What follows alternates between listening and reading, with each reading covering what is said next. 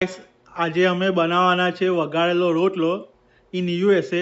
તમને હું બતાવ કે વઘારેલો રોટલો કેવી રીતના બનાવે. વઘારેલો રોટલો બનાવવા માટે આપણે થોડો કાંદો લીધો છે, આ છાશ બનાવી છે દહીંમાંથી, આ રોટલો ભાંગી કાઢ્યો છે, બનાવીને રાખ્યો હતો એ, અને આપણો મસાલો આદુ લસણ એ બધું, તેલ અને રાઈ ને જીરું. આપણે પહેલા મૂકશું થોડુંક ઓઇલ, 3-4 પરી જેટલું ઓઇલ મૂકશું આપણે, અને એમાં નાખશું રાઈ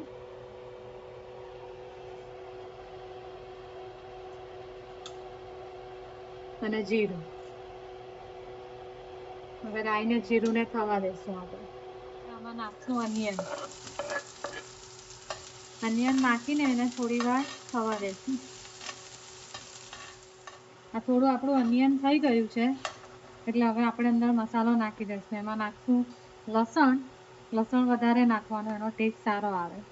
થોડું મરચું નાખશું આપણે, તમને જે રીતનું તીખું જોઈએ એ રીતનું નાખવાનું, અને આદું નાખશું.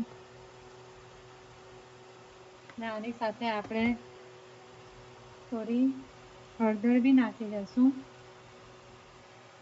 આ બધું નાખીને મસ્ત હલાવી નાખશું.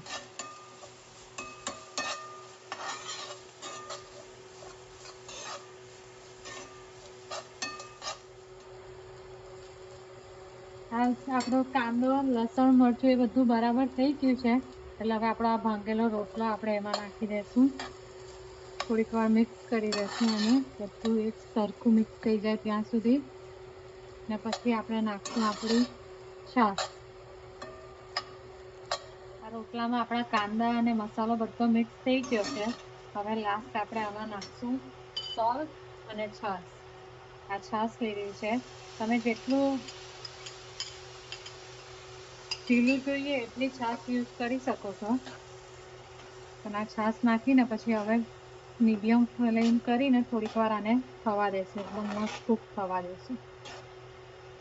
આ સોલ્ટ એડ કરી છે ને પછી હવે આપણે આને એકદમ એક રસ થવા દેશું. હજુ 5-10 મિનિટ જેવું કૂક કરશું, ને પછી ઉપરથી આપણે નાખશું સિલાન્ટ્રો. આ રોટલો હવે થઈ ગયો છે, બધું એક રસ એકદમ મસ્ત થઈ ગયું છે. એટલે હવે આપણે આમાં સિલાન્ટ્રો નાખી દઈશું અને પછી સર્વ કરશું.